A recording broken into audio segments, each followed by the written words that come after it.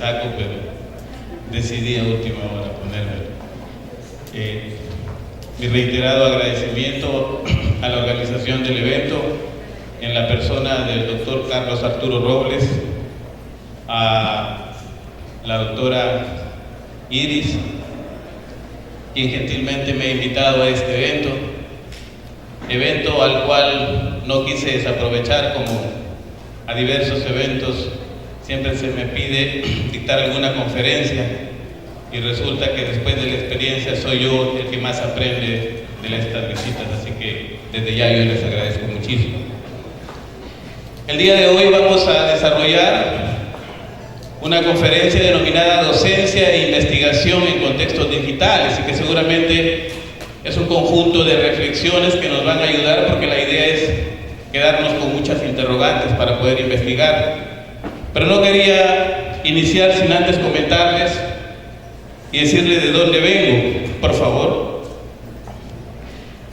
Vengo de la Universidad Católica Los Ángeles de Chimbote, cuyo rector es el doctor Julio Domínguez Granda. Avanzamos, por favor. Es una universidad ubicada en la costa central del Perú. Mi oficina, yo soy docente en matemáticas en la universidad, y mi oficina está a 50 metros del Océano Pacífico. Avancemos, por favor. Ahí está la ubicación.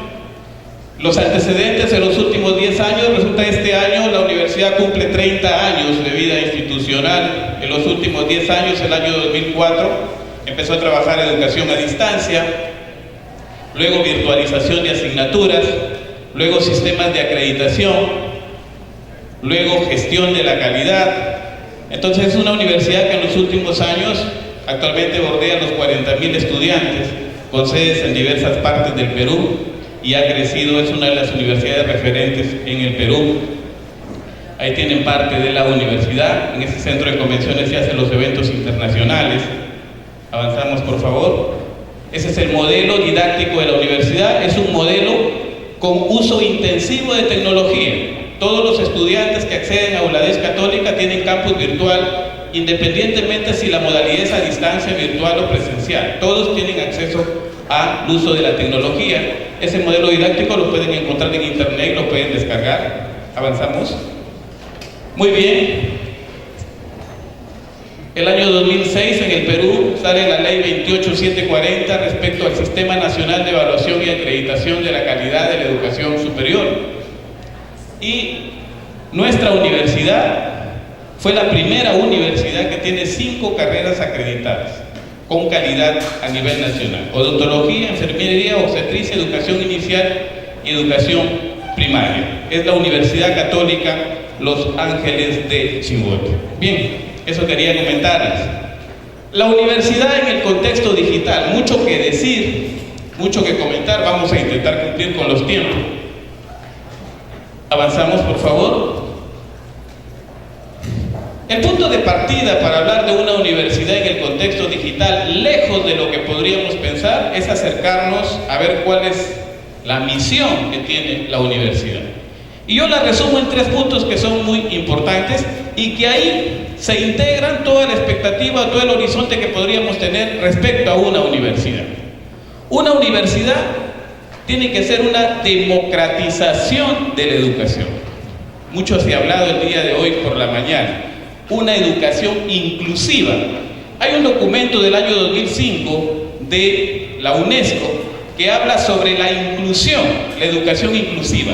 Y lejos de lo que podríamos pensar, la educación inclusiva no es aquella modalidad que solamente le da acceso a personas que tienen deficiencias físicas o personas especiales. UNESCO asume la educación inclusiva como una transformación de los modelos educativos para darle apertura educativa a todas las personas, independientemente de discriminación económica, religiosa. O sea, hacer educación inclusiva es transformar el modelo educativo para abrir la universidad para que las personas puedan estudiar. Democratización de la educación. Pero esta democratización no está en el horizonte, fuera de la universidad. La democratización de la educación también puede estar en el aula. Un profesor que trabaja en el aula y que su punto de referencia sean los 5 mejores estudiantes del aula, y se olvide de los otros 30 porque rinden menos, no está haciendo una educación inclusiva. Entonces aquí es importante concebir la educación inclusiva como la transformación de ese modelo educativo que da apertura a la mejora del proceso educativo. La universidad tiene que ser una generadora de nuevos conocimientos, no una universidad que repita. Una universidad tiene que complementar el conocimiento existente, tiene que contraponer los conocimientos y tiene que generar también nuevos conocimientos. La universidad tiene que estar vinculada a los procesos de desarrollo local, nacional e internacional. Son 3 características que, a mi parecer, debe tener todo modelo educativo de la universidad. La Universidad de La Guajira lo viene haciendo perfectamente, es un tema de la vinculación. Avanzamos. Muy bien, ¿qué está pasando con las tecnologías de información? Somos más de 7.000 millones de personas en el mundo. 33% son usuarios de Internet. Si nos venimos a Latinoamérica, el 50% de usuarios de Internet están en el Brasil. Obviamente existe un sesgo poblacional. Brasil, México, Argentina son los países más poblados de Latinoamérica. Sin embargo, si hacemos un baremo de toda la población, una proyección, nos damos cuenta que casi en todos los países, a excepción de Venezuela, la tercera parte del país tiene acceso a Internet.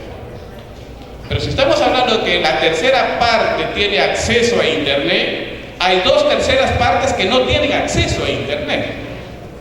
De ahí que es muy importante cómo asumir la integración de las tecnologías en los modelos educativos.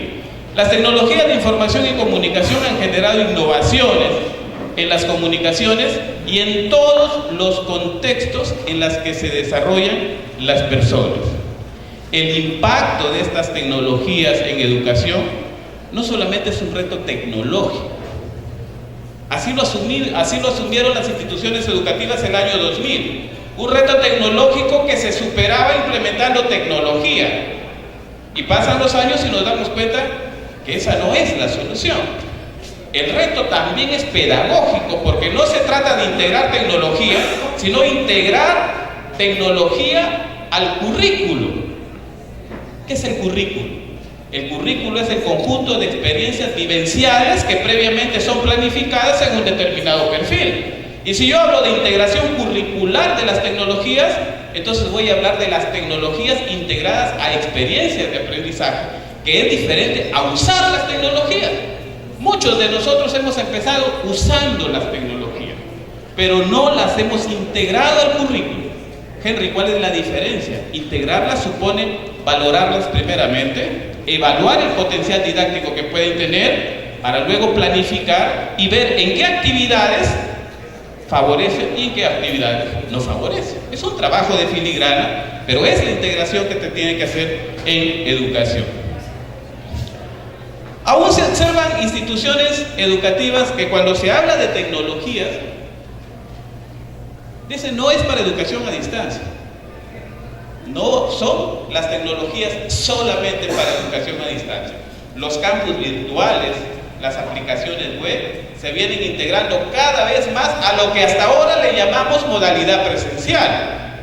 Aún se observan instituciones que identifican el uso de las TIC solo alejadas de la modalidad presencial. Mi propuesta es que las TIC deben integrarse a la educación universitaria independientemente de la modalidad de estudios. ¿Acaso la modalidad presencial no utiliza las tecnologías? ¿Acaso de la modalidad presencial le decimos, usted es de la modalidad presencial y está prohibido de utilizar la tecnología? ¿Avanzamos? ¿Qué está pasando? Vamos, el modelo educativo de la universidad en un contexto.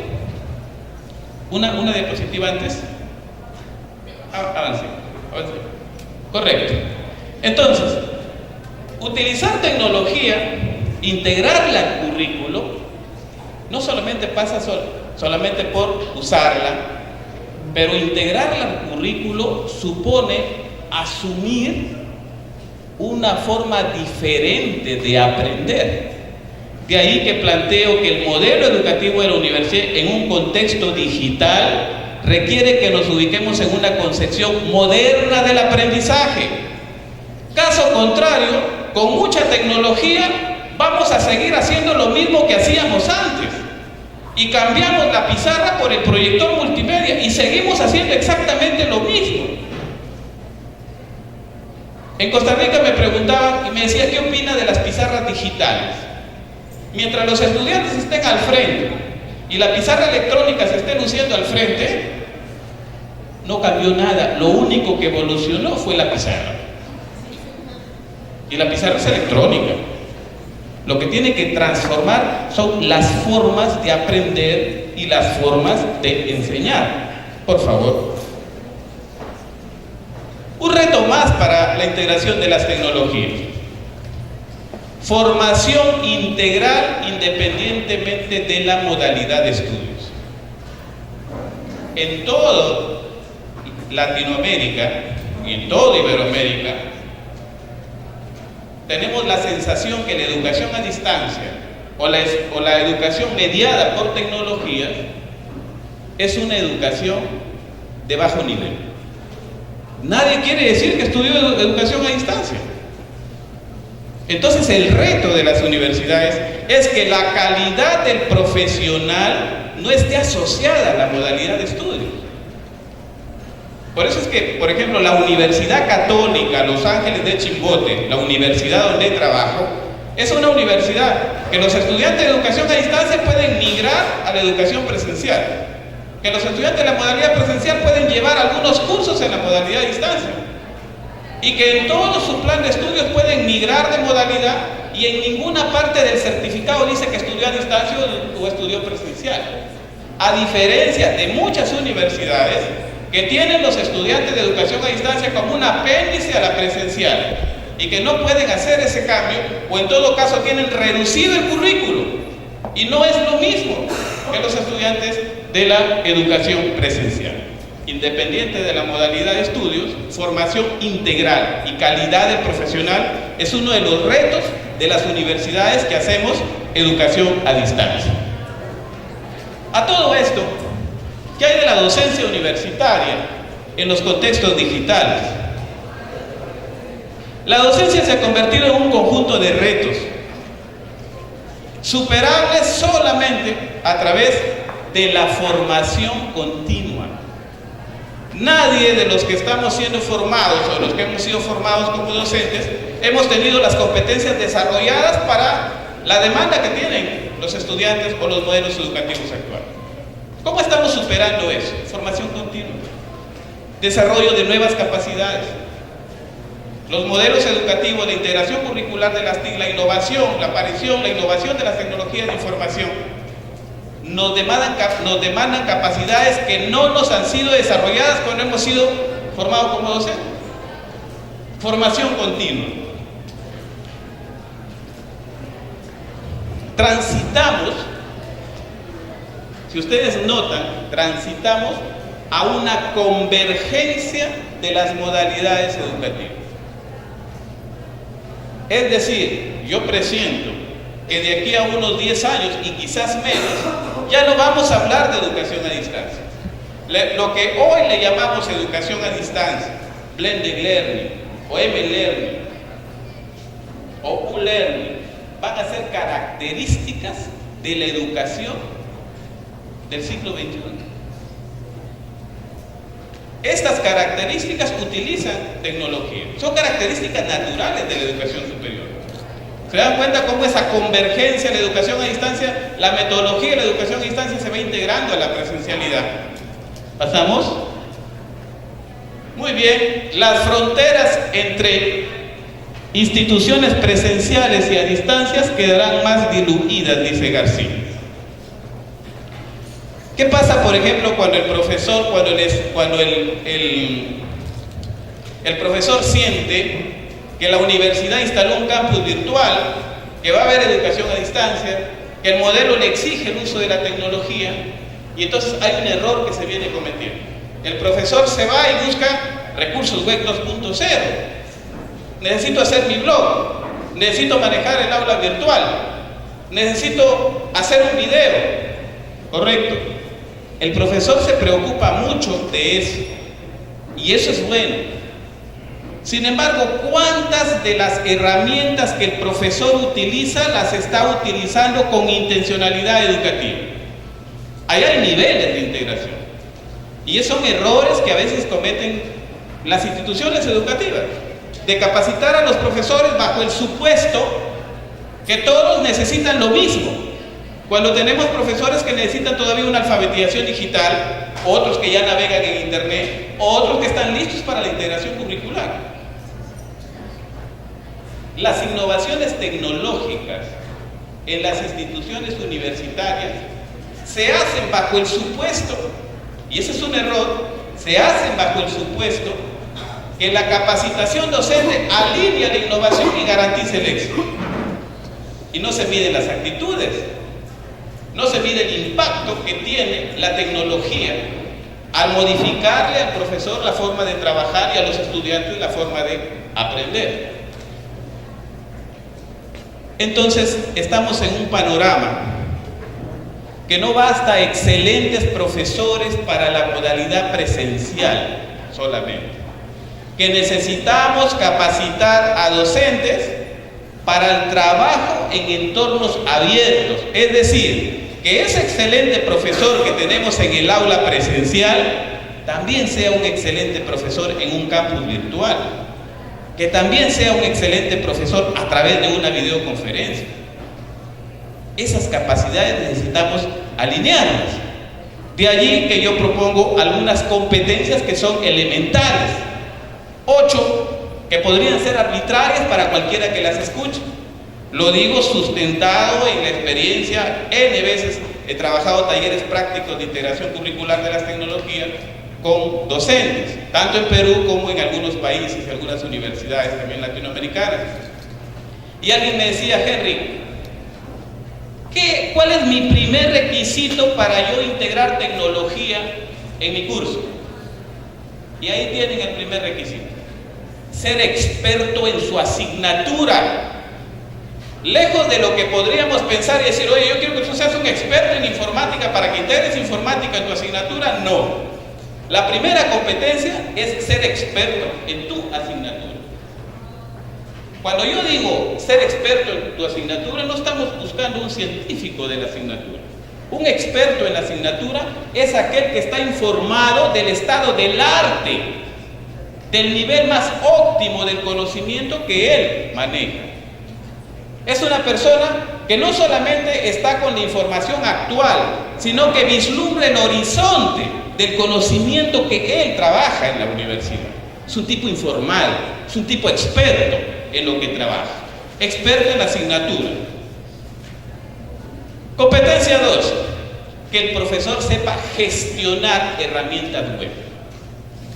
Que el profesor tenga correo, que el profesor tenga un blog, que el profesor gestione herramientas web, que sea usuario, porque hay otro nivel. Pasamos, señorita. Gestionar información en la web con fines educativos, que es otro nivel. Una cosa es gestionar herramientas web como usuario común, y otra cosa es gestionarlas con intenciones educativas. Y aquí, entre esos dos pasos, hay errores comunes que se cometen en la capacitación de los docentes. Capacitamos a los docentes en TICS y les estamos dando solamente la capacitación del manejo tecnológico, pero necesitamos una capacitación de integración de este manejo tecnológico a experiencias de aprendizaje. De ahí que la tercera competencia es gestionar información en la web con fines educativos.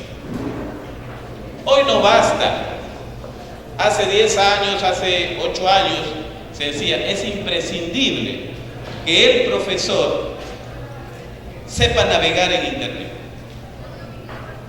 Hoy no basta que el profesor sepa navegar en internet. Hoy se necesita que el profesor sepa gestionar información en internet. Y cuando yo estoy hablando de gestionar información en internet, estoy hablando de actividades que el profesor sepa descargar información, sepa guardar información, sepa utilizar discos virtuales, sepa seleccionar favoritos en línea o marcadores sociales, o tener un canal de televisión en YouTube, crear listas de reproducción, es decir, gestionar información. ¿No les ha pasado a ustedes? A mí me pasaba. Cuando yo no sabía guardar información en internet, ¿qué hacía? La mando a mi correo.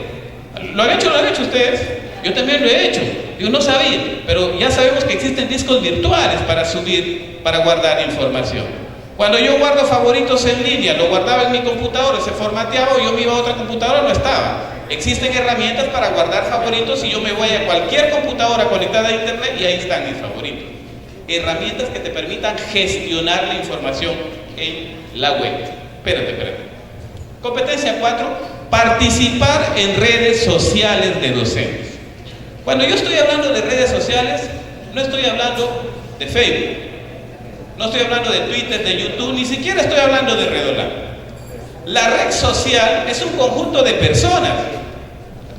Y cuando estoy hablando de participar en redes sociales de docentes, estoy hablando de valorar el grupo de contactos de personas que están haciendo lo mismo que yo hago en otra universidad, en otra ciudad o en otro país. Redolan solo es un medio. Facebook solo es un medio. Si no hubiese gente que se comunica a través de Facebook, no se le llamaría red social. Sería una aplicación más. Se hace social porque se comunican personas. Entonces, cuando yo digo participar en redes sociales de docentes, es tener un grupo de contactos de docentes de nuestra especialidad. Eventos como este es el que permite tener contacto de nuestra especialidad. En los ratos del café, en los ratos de la inscripción, mañana, pasado que vamos a estar aquí, nos conocemos, sabemos qué estamos haciendo. Oye, de repente, mira, tienes un evento el próximo año, si gustas yo te doy una videoconferencia. Nos obsequiamos libros, nos damos las tarjetas, sabemos quiénes establecemos contacto. Esa es una red social. 5. Integrar las TICs al currículo de sus asignaturas. ¿Se acuerda que la competencia 3 era utilizar recursos web con fines educativos? Esta competencia es integrar las tecnologías al currículo. Un taller de integración curricular de las TIC, como requisito pido yo, deme el sílabo o el SPA. El profesor tiene que venir con su sílabo y su SPA. Y las actividades que él plantea. Para partir de allí, empezar a trabajar aplicaciones para integrar curricularmente las tecnologías.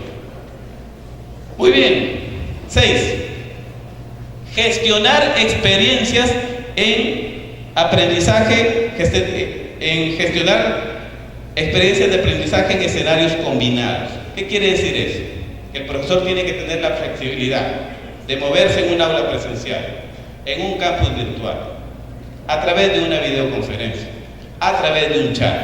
Entonces, que el profesor tenga la capacidad de moverse en esos escenarios. Nos hemos encontrado con universidades que dice el profesor, el estudiante viene y dice, profe, no le he podido mandar por la plataforma, aquí está mi trabajo impreso. No, yo he dicho que a través de la plataforma. Usted no está evaluando la capacidad del estudiante para ingresar a otra plataforma, usted lo que quiere es el trabajo para ver si lo cumplió o no cumplió. Entonces el profesor tiene que tener esa capacidad de fijar claro qué es lo que necesita, que son no perder de vista objetivos de aprendizaje. Que el profesor se mueva en esos escenarios. Avanzamos, señorita, por favor. Gestionar experiencias de aprendizaje colaborativo en línea. Esta es una capacidad que muy poco se considera y que tiene mucho énfasis en la educación ahora, el aprendizaje colaborativo. ¿Hay herramientas para trabajarlas? Un montón de herramientas hay. El profesor tiene que tener esa capacidad de promover el aprendizaje colaborativo, y es una de las críticas que se le hace a la educación a distancia. Dice, el estudiante de educación a distancia es un estudiante solo, autónomo, trabaja solo, por eso es que hay mucha deserción. Pero la estrategia metodológica con la que se desarrollan las asignaturas debería integrar trabajo colaborativo, si es que el profesor que diseña la asignatura está en la capacidad de poder integrar estos recursos. Y una última competencia, es que un profesor en la universidad tiene que ser un investigador permanente de su práctica pedagógica. No puede haber un docente en la universidad que no investigue cada vez más cómo desarrollar mejor su asignatura en la universidad. Un docente en la universidad es un investigador permanente de cómo enseñar mejor, mejorar su práctica pedagógica. Esas 8 competencias son las que, a mi juicio, podrían ser más, podrían ser menos, podrían ser otras.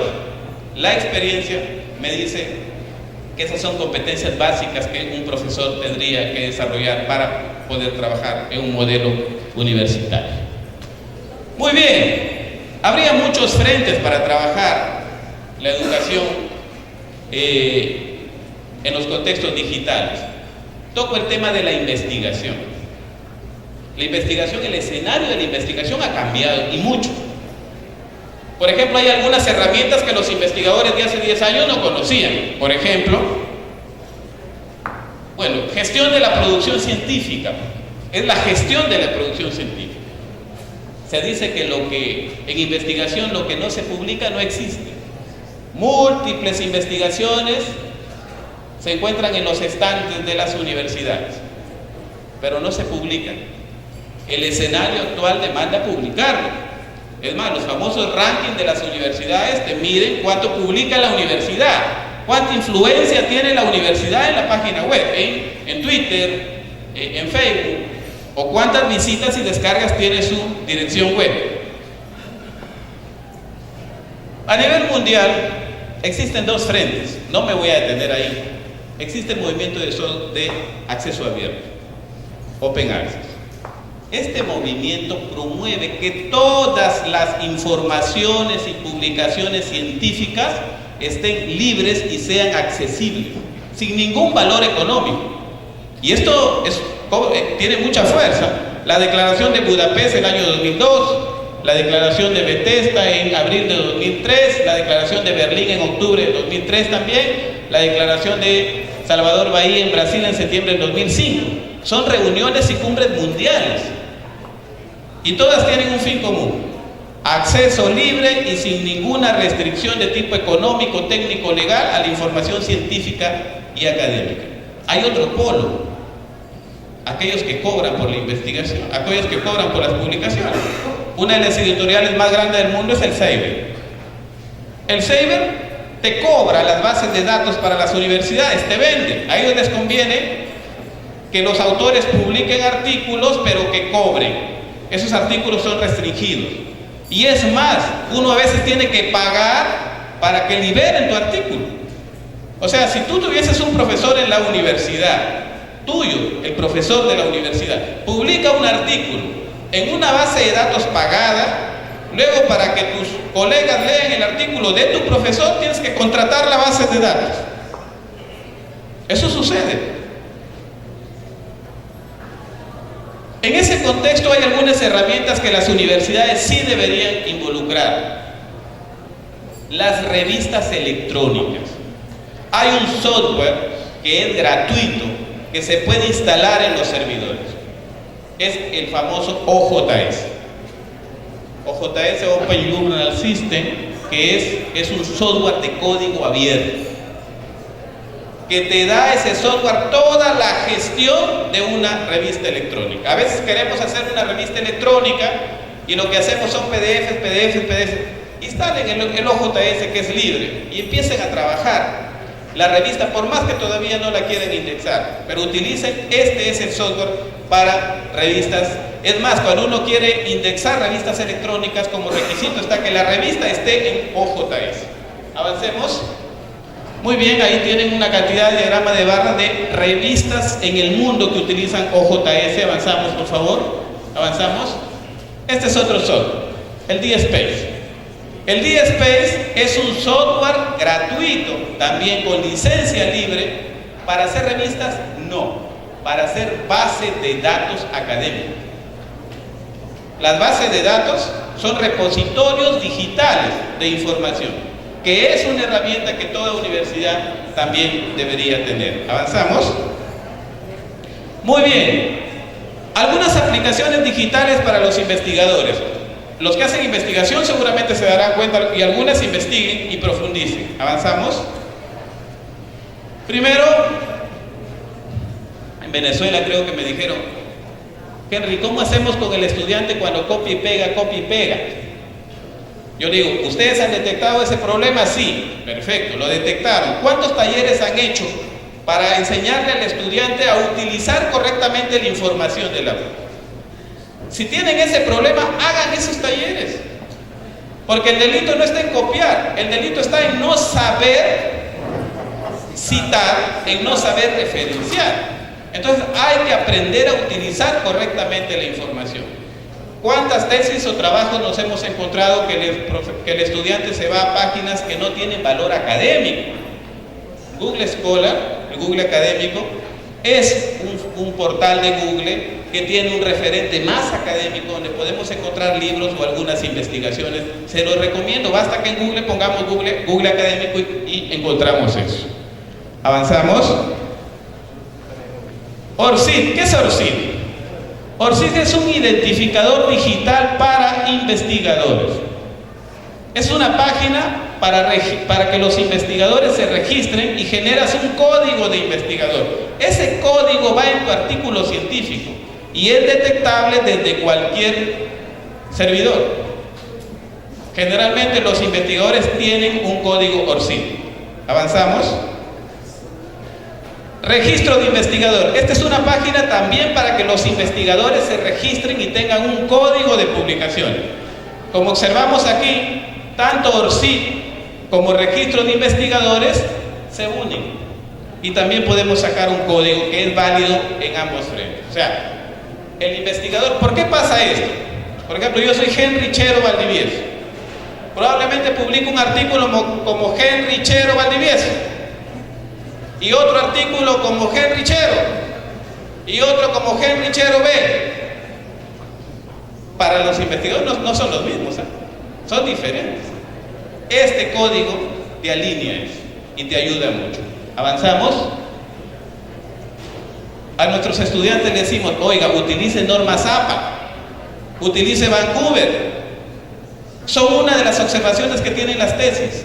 Pero existen software que te pueden ayudar a gestionar las referencias bibliográficas. Zotero, por ejemplo, es una aplicación que trabaja con Mozilla. Varias universidades españolas trabajan con RedWord. Todas estas etiquetas que ustedes ven son gestores de referencias bibliográficas. Gratuito, Zotero es gratuito, que lo pueden instalar en Mozilla.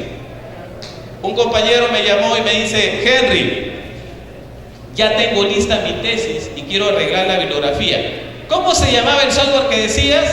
Yo le digo: se llama Zotero, pero no se utiliza al final, se utiliza al principio. Cuando tú empiezas a recoger la información, cuando uno investiga, empieza a recopilar la información de cómo está el estado del arte de lo que tú vas a investigar, y luego que tienes toda la información recopilada y tú vas escribiendo la tesis, vas jala y jala las citas y se van generando las referencias. Hay que saber utilizar. ¿Avanzamos?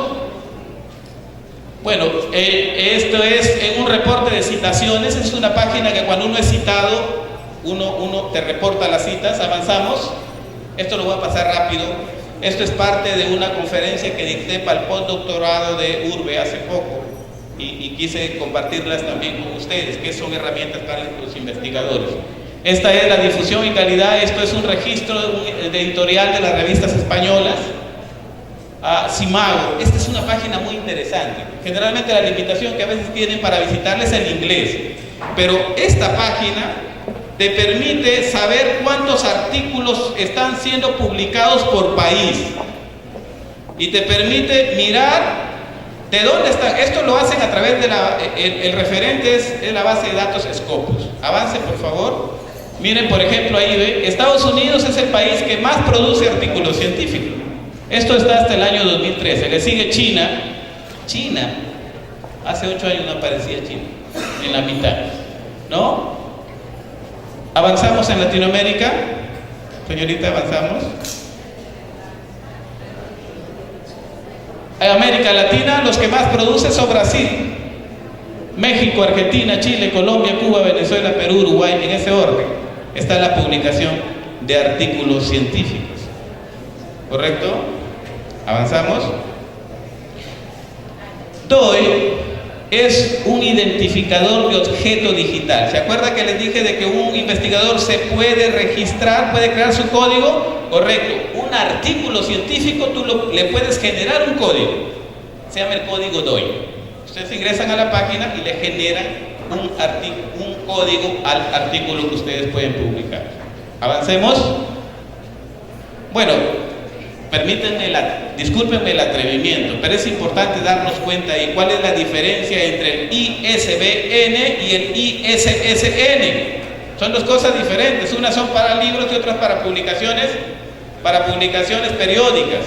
¿De acuerdo? Es importante. En ese contexto es importante, si ustedes tienen una presentación en diapositiva hecha por ustedes, pueden sacar y tramitar el ISBN, lo pueden hacer, de un tutorial, de una monografía. Lo que pasa es que a veces no lo hacemos pensando que solamente eso es para libros. Se puede hacer también de un tutorial. Y eso es legajo curricular para los profesores. Avanzamos.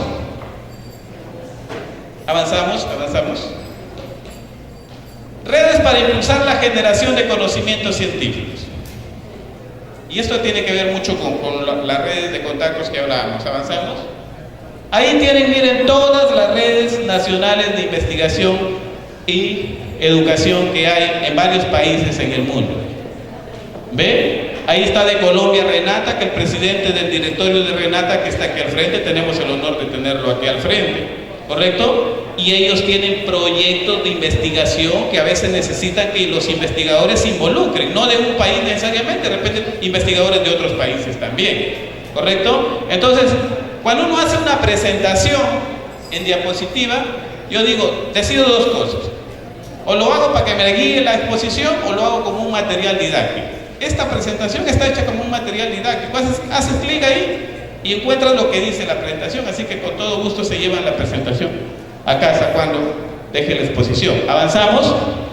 Estas son las redes de docentes para impulsar la investigación. Hay un montón de redes de docentes. Si usted hace clic acá, ¿sí? Si usted hace clic aquí, va a descargar un cuadernillo que hizo RELPE, ¿sí? Es una red de páginas educativas que hizo un estudio sobre las redes de docentes que hay en Latinoamérica. Obviamente aparece Redolac también ahí. REDPUES es del distinguido doctor Lorenzo García Aretio, la RIEC es de la OEA, y DIN también es de un profesor español que no recuerdo exactamente ahorita, pero Redolac es la que yo dirijo desde el año 2009. 10 de enero del año 2009 a la fecha tiene 22.000 profesores de más de 20 países, es bastante activa, y tenemos no solamente docentes que trabajan en las universidades, tenemos destacadas personalidades que aportan, como la distinguida doctora Maritza, ex rectora de acá de la Universidad de La Guajira, que es miembro de la REC desde el año 2011. Así como ella tenemos el doctor Lorenzo García Aretio, es miembro de la REC también, Redolac. Así que los invito a integrarse a esa REC. Avanzamos. A los estudiantes a veces decimos, busca información. Y los estudiantes lo primero que ven es Google. Pero existen repositorios que sí nos pueden servir. Estos repositorios están cobrando mucha fuerza ahora, por políticas, ¿ah? Porque es políticas de Estado. Hace 3 años, me parece que el área de ciencias de Argentina impulsó crear la red federada de repositorios digitales a nivel de Latinoamérica. Red Clara y Argentina fue, ¿verdad? Red Clara y Argentina. Ellos propusieron que cada país tenga un repositorio académico nacional para que cosecharan todo lo que producen las universidades. Requisito era que cada universidad tenga su repositorio académico. ¿En qué? En DSpace, para conectar metadatos con un repositorio nacional, y que ese repositorio nacional se vaya y se vincule con un repositorio latinoamericano que es la referencia. Está funcionando. Han demorado más de 2 años casi en negociaciones en cuestión de políticas de Estado, pero ya está funcionando. Esta es una iniciativa regional y es un repositorio que tiene mucha información de las universidades. Avancemos. Por ejemplo, esta es la red federada. Avancemos. ¿Quiénes aportan acá? Avancemos, por favor, señorita. Aquí tenemos el repositorio de Argentina, ¿sí? Es un repositorio de Argentina, avanzamos. Tenemos el repositorio de Brasil, el repositorio académico de, avanzamos por favor, de Chile, avanzamos, de Colombia, este es el repositorio digital de Colombia, donde ahí van todos los, aportan todas las universidades de Colombia. Obviamente cuando yo digo todas las que están conectadas a ese repositorio. ¿Qué requisito hay para conectarse a ese repositorio nacional? Que la universidad tenga el DSpace instalado y obviamente sus profesores produzcan. Repositorio de Ecuador, avanzamos. Repositorio de El Salvador, señorita, avanzamos por favor. Este repositorio de México, el de Perú, Alicia, ahí están todas las universidades que producen. En el Perú son 110 universidades, esas son las únicas que están aportando al repositorio nacional, que es el repositorio Alicia. Aquí está, hay 2 redes en Venezuela que aportan, avanzamos. Muy bien, esos son los repositorios. Fíjense bien, hay un repositorio que está jalando la información de todos los países y de las universidades que aportan. Pero hay otro nivel de información, las revistas científicas. Ponerlos a leer todas las revistas científicas sería imposible, pero hay que elegir cuáles es las que me conviene para poder seguirlas. Avancemos, por ejemplo, aquí tenemos el directorio de revistas de acceso abierto, un conjunto muy fuerte de revistas de acceso abierto. Avancemos. Tenemos Latindex, haciendo clic ahí ingresan a más de 23.000 revistas de diferentes países. Cielo, ahí también ingresando aquí ingresan a las revistas, algunas son públicas, algunas no, pero están ahí todas las revistas por países y por especialidades. Redalí, también tenemos revistas ahí, esto lo dirige México, correcto, pero tenemos también una cantidad infinita de revistas. Revistas, más de 1.200 revistas pueden ingresar y revisar allí. Bueno, esta es una red de revistas de España. Bueno, este es Omnigrud, que es acelerando el conocimiento, también pueden acceder ahí a revistas. Avance. Revistas, ahí tienen todas las revistas peruanas. Es un link que te permite ver las revistas peruanas y que lo dirige CONCITEC, que es el Consejo de Ciencia y Tecnología. Muy bien, existen otras bases de datos. Scopus, que es la que se vende. En realidad, generalmente los estudiantes de medicina tienen acceso a esta base, pero obviamente previa negociación de la universidad con el CEIDER, que es el que tiene. Avance, por favor. SciDire está soltando información. El CEIDER está sintiendo mucha presión y SciDire tiene la misma interfaz que Scopus y está liberando información a través de SciDire. Yo los invito a inscribirse en SciDire y hay información que ustedes pueden acceder. Avanzamos.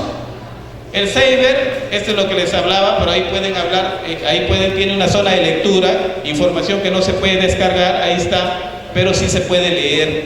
Avanzamos. Por favor, avanzamos. ROAD es otro acceso. Vamos a avanzar rápido eso, ¿ya? ROAD, Dialnet, Digital, Claxo, avancemos.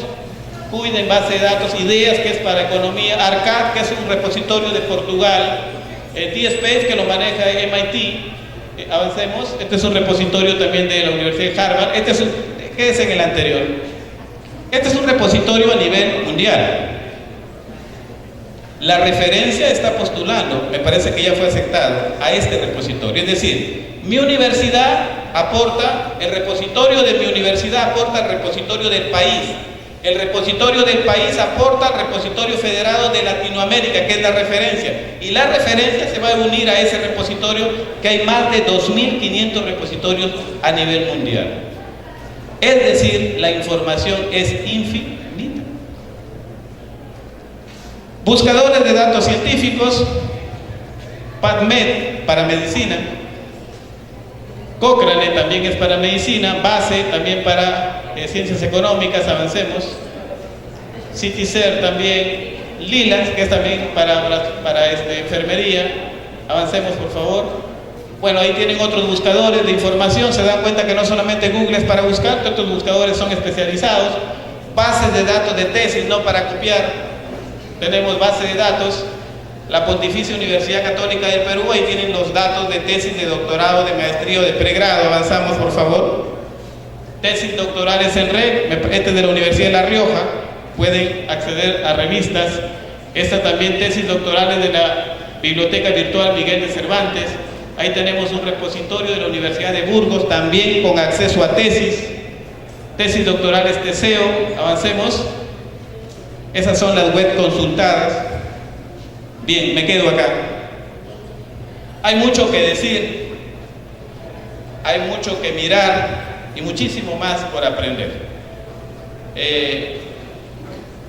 Son más de 100 diapositivas las que están ahí.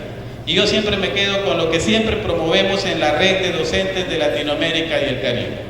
Nadie enseña a nadie. Con humildad para aprender, todos aprendemos de todos. Espero haya sido positivo. Gracias.